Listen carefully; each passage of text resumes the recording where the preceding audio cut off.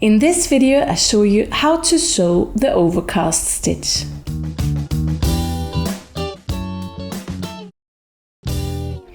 I have prepared a little bear, on the front of which I have already sewn the belly with the back stitch and sewn a face.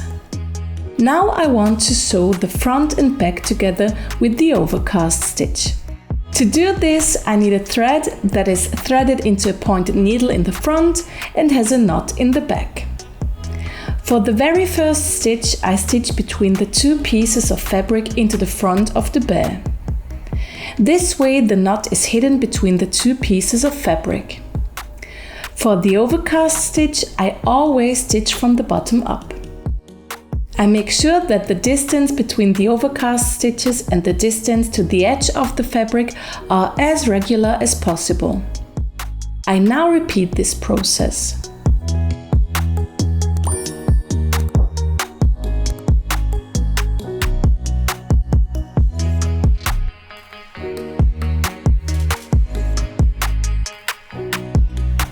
However, I have to be careful that the thread doesn't get in my way. The thread should always be put nicely to the side. Otherwise, the thread crosses over with the stitch, as you can see here.